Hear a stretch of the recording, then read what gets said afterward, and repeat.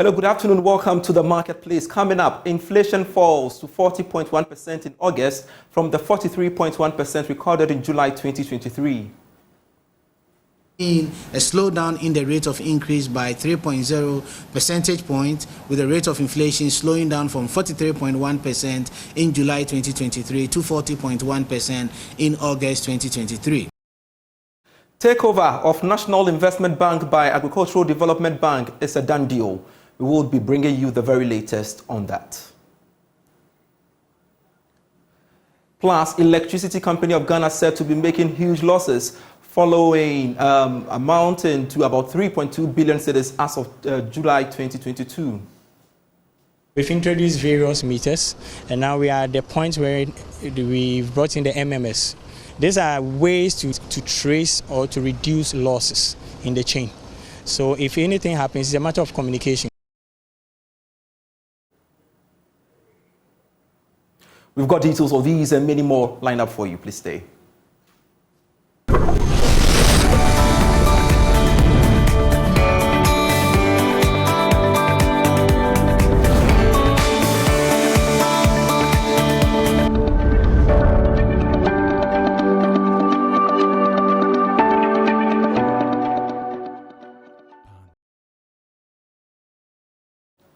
Always a pleasure to have you on. I am Pious, Kojo Backah. Let's now settle for the details. And the year-on-year inflation for the month of August 2023 fell to 40.1% from the 43.1% recorded in July 2023.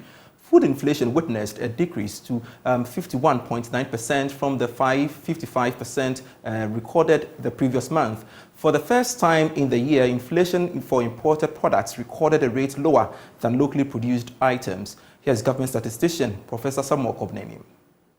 Line figure for August 2023 rate of inflation stood at 40.1%, indicating that between August 2022 and August 2023, prices of goods and services generally went up by 40.1% over the one-year period. That is, between August 2022 and August 2023, general prices of goods and services went up by 40.1%. While we continue to see higher rate of inflation, this is the first time that we're seeing a slowdown in the rate of increase in our rate of inflation. Last month, July 2023, the rate of inflation stood at 43.1%, and this was on the back of consistent increases in the rate of inflation in the last 5 months. And we're now seeing a slowdown in the rate of increase by 3.0 percentage points, with the rate of inflation slowing down from 43.1% in July 2023 to 40.1% in August 2023. Based on the disaggregations from a food and non-food perspective, we recorded a 21 percentage point difference between food inflation and non-food inflation, with food inflation 51.9% for the month of August 2023 and non-food inflation 30.9%. Respectively, food inflation and non-food inflation have slowed down by 3.1% and 2.9%, given the rates that were recorded for July 2023.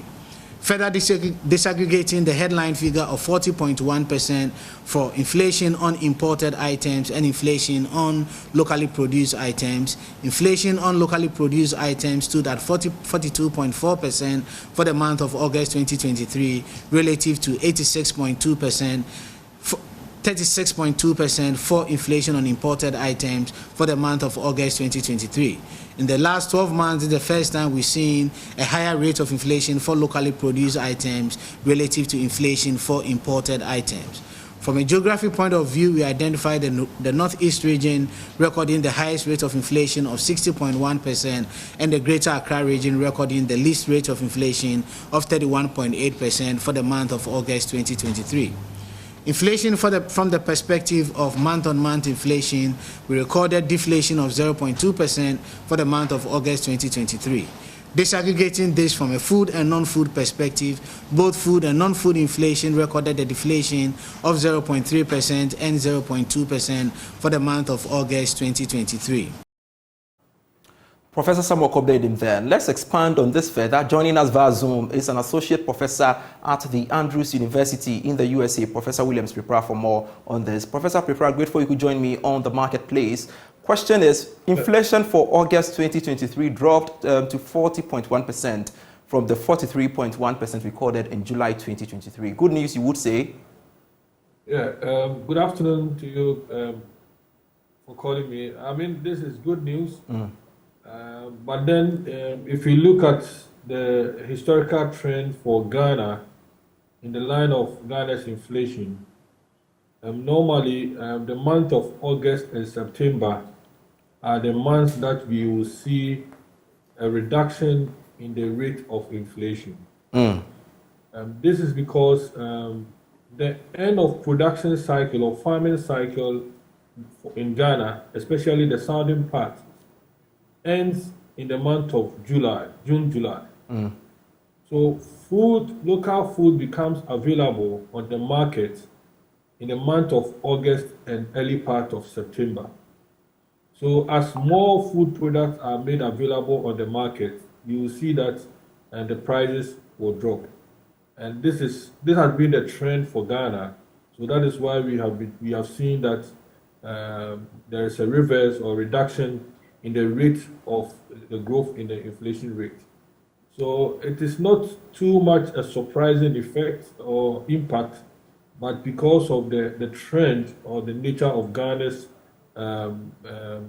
farming season, that is why we see that August and September normally records a reduction in inflation rate. I see. This points to the fact that Go ahead. Ghana as a country should be able to store some food all year round to curtail the volatility in the inflation rate. So that is the advice. I was hoping that the government has already built about 1,000 warehouses across the country. And this is the time that we need to store some of the food products that we can and then release them onto the market in times of high inflation to be able to bring stable prices. All right. Now, for the first time in the year, inflation for imported products recorded a rate lower than locally produced items. What could be the dynamics accounting for this development? Okay, on that side too, we could also remember that we have had a steady stabilization in the forex market or the exchange rate. It has hovered around 11 to 12 Ghana cedis to $1. So as it becomes stable like that, it caused a reduction also in the imported items, the prices of imported items. So that is why we are also seeing that impact. And remember, we have always been advocating that when we have a relatively stable exchange rate mechanism or regime in Ghana, you see our inflation rate dropping. And this is the effect. So we could attribute this to the stability in the exchange rate that we have witnessed within the quarter.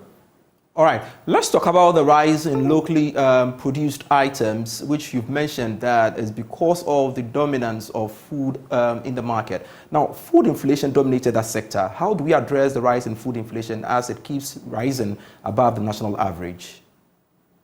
I mean, you see, as a basic need for all human beings, food is an essential element. And as I mentioned earlier on, the government has already built about 1,000 warehouses across the country to be able to bring some form of stability. This is the time that we have to store most of the food products that we have produced.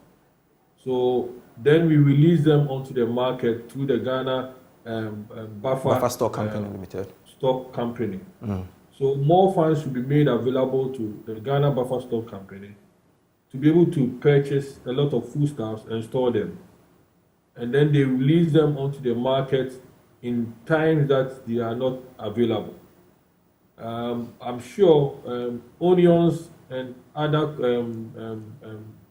fruits and vegetables are going to be a challenge, especially onions because of the conflict or the instability in Burkina Faso and Niger.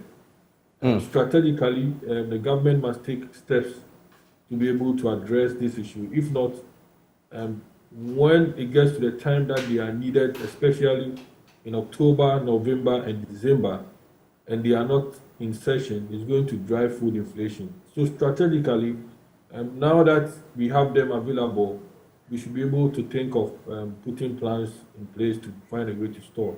The advice to also to food mothers or anyone involved in cooking, there are so many ways we can preserve onions. These are the times that probably we should be able to do that and then be able to use them when they are not in season. So there are a lot of mechanisms that can be put in place from the macro level, what the government needs to do, and the micro level, what the individuals also need to do in our homes to be able to ensure that inflation does not get out of hand. But as I've mentioned, August and September, it's likely to see a reversal or reduction in inflation rate. But then October, November, December is going to pick up again because that is where we don't have a lot of food product available. All right, Professor Prepra, quickly, do you think this is sustainable, bearing in mind the factors and the solutions you've proffered to government by way of storage? I mean, so not all food items can be stored for too long a time. But the common ones that we eat as Ghanaians, the maize, the yam, the cassava, the plantain, those that we are food that we eat every day.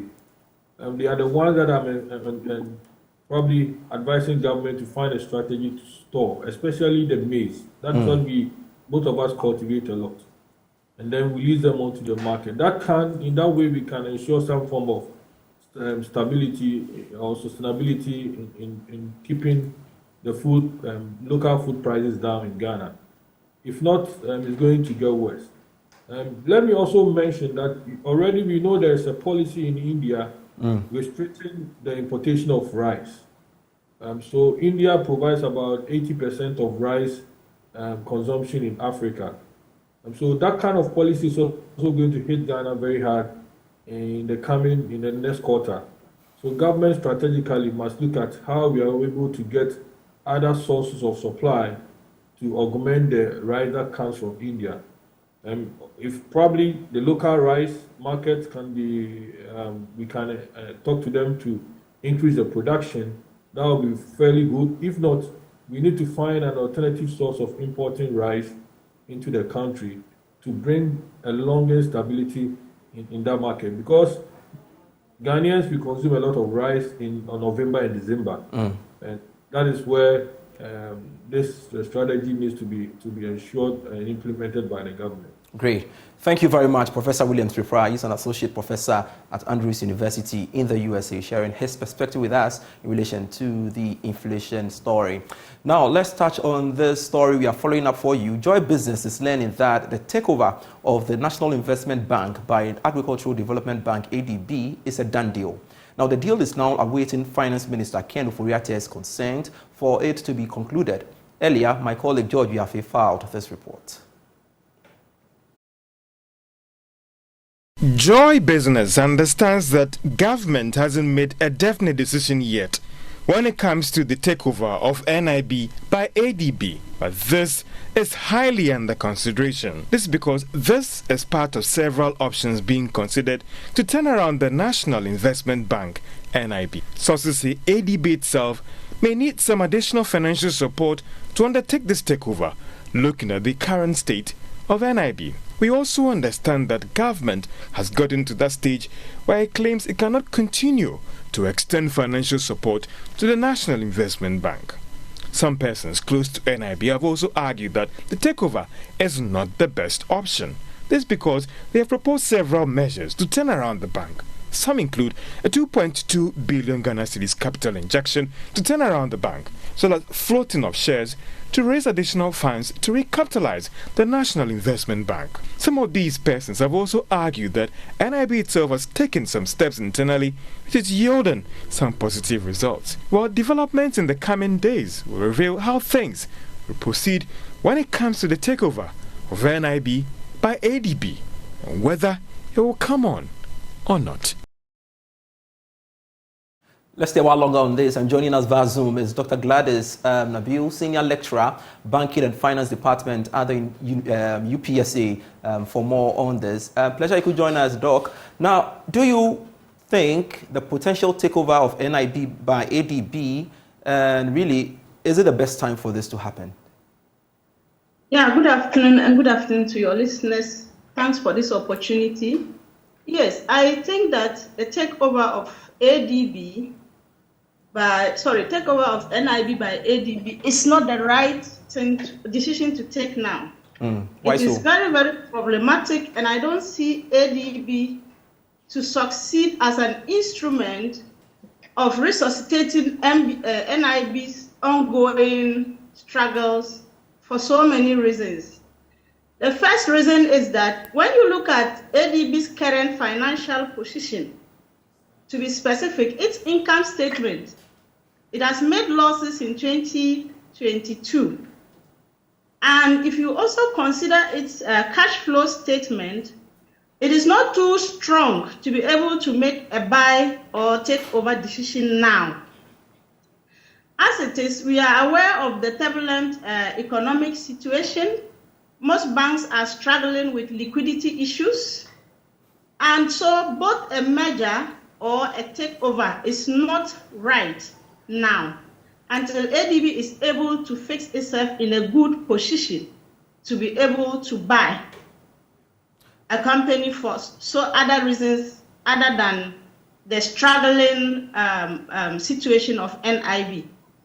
Well, past experiences have shown that mergers and takeovers of local entities have not yielded the adequate return. A typical example is the recent Consolidated Bank example, where 5 banks were merged, right? Exactly. Normally, a good takeover decision should be made at arm's length transaction. What do I mean by arm's length transaction? NIB should be put in the financial market, for sale, for prospective buyers to come up with the reasons for which they feel they will be able to take it over and succeed. You know, in the recent past, the Trust Bank, if you recall, when the capitalization issue came up and shareholders were not interested in injecting capital, it was open and EcoBank was interested and took it successfully. We never had issues. I believe even in the same year, EcoBank was able to break even. Now, if you look at this merger or takeover, if ADB is made losses, and given the economic situation, we are not aware whether ADB can turn around its losses to profit by next year or by the end of this year. How then is it able to now take over a company that has accrued so much losses over the years? Since 2021, NIB has been, struggling till date. How is it going to consolidate its losses and liabilities to be able to turn around within the shortest possible time? You have to know that during takeover situations, there are a lot of issues that has to be factored in. The consolidation process, which needs to take time, at least it will take ADB not less than 6 months to be able to stabilize, to bounce back to the economy. So I don't think that this is the right move. And I always would say, Pious, it is generally agreed that policy is politics, and then politics is also policy. But you see, government should not always use its political will or power to exert too much interferences in the management of financial institutions, because it risks breaking down the financial system, which is normally a backbone of the economic growth. For every economy. So genuinely, if it is a takeover, then government should rather not push ADB, which is struggling in its cash flows and profitability, to take over NIB, because it's likely to just delay the process in the short run, but rather lead the bank into crisis in the long run. All right, shouldn't we rather consider injecting capital into the 2 banks separately to revive the operation, some have argued? Exactly. That could be another way to go. instead of a merger at this time, if I don't merge two struggling banks, excuse me to say, at different levels together, and you expect to succeed, because as I mentioned, the current finances of ADB is not too good enough, and it is an issue that a lot of banks are also facing: liquidity crisis, the current economic issues. Even with you can link it to the current debt crisis that the Ghana had to recently, debt program, yeah. Yes, so it is not going to be easy for even government to inject that needed capital easily, because it is now sourcing out for loans to be able to even stabilize the economy. How more now, giving out a lending of last resort, function to the banks that are struggling now. As it is, we do not even know most of the private banks, whether they also have similar situations that may fall on the central bank for assistance. So I think that it should just purely be left for the private investors. It's even possible that other banks that are in good standing now would want to take over NIB, and that will lessen the burden on government, trying to come in at a time that it is not in a good position to do that. All right. Dr. Nabil, quickly, for what you said, what advice will you give to government to turn around the lost fortunes of both banks, respectively? Yes, so for ADB, it can consider, giving them some finances if they need, as a lender of last resort, to, work hard to improve upon the losses that they incurred last year. Now with NIB, the best way to go is to allow private investors, both international or nationally, to, express interest and take it over. And like I gave you the example with the issue of TTB, when EcoBank had the financial muscle to take it over, they didn't have any problems, and it was a smooth transition that didn't bring any panic or contagion effect on the economic financial situation. If this move is not carefully done, and then it brings about bank runs and panics like it happened quite recently in the merger of most of the financial institutions, it will be difficult for Ghana to recover. All right. Thank you very much, Dr. Nabil, for your time here on the marketplace. We shall, of course, follow up on that developing story and keep you posted in our subsequent bulletins. It's Wednesday. Let's talk tech now. And according to a newly released report from Wimbet, the leading PR agency specializing in tech and startup sectors across Africa and emerging markets, 71% of African tech investors will not invest follow-on funding in a startup failing to provide them with regular reporting updates. Titled Startup Performance Reporting in Africa, What Do Investors Want to Know? The report's findings underscores the significant and timely need for funders across the ecosystem to reprioritize communication efforts with their existing investor base to support their long-term funding requirements. Here to discuss on our Let's Talk Tech segment is Henry Kobler, lead for iSolve Africa. Henry, good to know you are on with us. What does this report say, and is this peculiar to techpreneurs only? Thank you very much.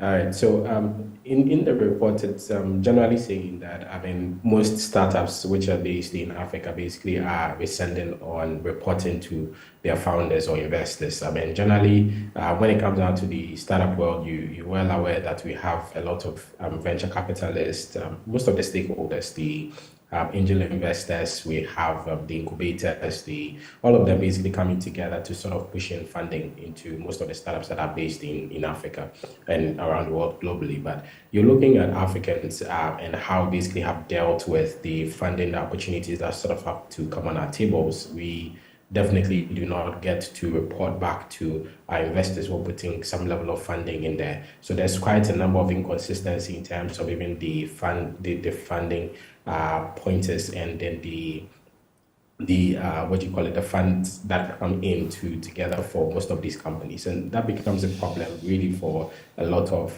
the companies that are pushing money into it now. Definitely, if you're looking at the global sector where we're having close to almost about 50% year on less investment coming into startups, this becomes a problem, which is going to be for most of the new startups that are coming in.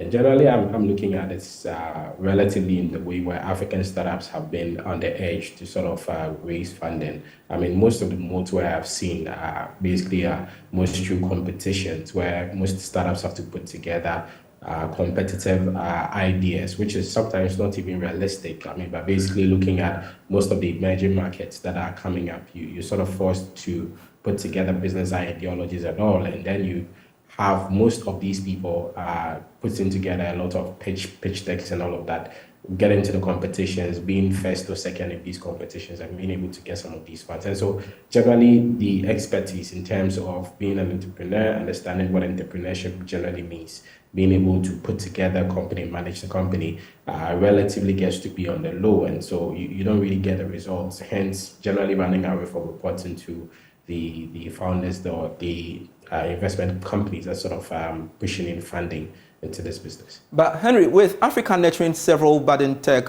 startups, how is this likely to affect DFIs and other investors supporting the sector, basically?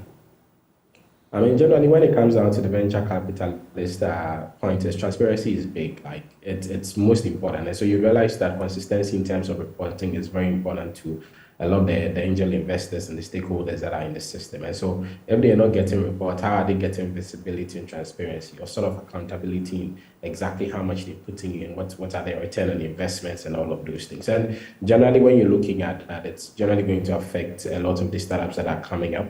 Like I said, it might not necessarily be a big problem because there are quite a number of startups that have like very good ideas on the table and definitely are sort of creating their own funding streams themselves. And so it will probably not be a bigger problem. But we're looking at the general overhaul of startups and the opportunities that it sort of brings in for a lot of people to sort of put in money. I mean, this makes it very difficult to go through due diligences when it comes out to African startups. And so it's sort of going to be very difficult getting some of the startups passed through, whilst the ideas probably should be viable for the market, but they sort of have to go through vigorous what do you call it? In terms of reporting, it's going to be very vigorous, and in terms of actually going through checks before they sort of have to get funding, it's sort of going to be very difficult. All right. In a minute, how do we contextualize this? Ghana compared to other African countries in terms of the tech startups, considering the fact that Nigeria has a buzzing supportive ecosystem for tech startups? I mean, if you're looking at the ecosystem, I can't necessarily compare because it depends on the different ecosystems within this tech sector that can come in. I mean, I've seen Nigerians always making some level of strides, and there's some level of aggressiveness when it comes out to them raising funding and all of that. Again, you're also having most of the opportunities with most of their people on most of the venture capitalist boards and all of that. That actually enhances the opportunities to get the funding and their aggressiveness in terms of being able to keep the funding coming in. I mean, remember, the funding is not just one stage, it's several stages. And so sometimes just get one funding coming in, it's not necessarily all that happens. And so we're looking at that. For me, Ghana makes a good pride when it comes out to some of these reporting terms and all of that. But again, I think that what our problem really is the what you call it, the due diligence is that we sort of go through, which is becoming exceedingly difficult for us. All right. Thank you very much, Henry Kobler, for your time here on the Marketplace. This is the lead of iSolve Africa speaking to us on Let's Talk Tech today. And that's it for the Marketplace. I am Pious Kojo Backah. Let's connect on Business Live at 5 p.m. More news on myjoyonline.com/business. Grateful serving you. Bye.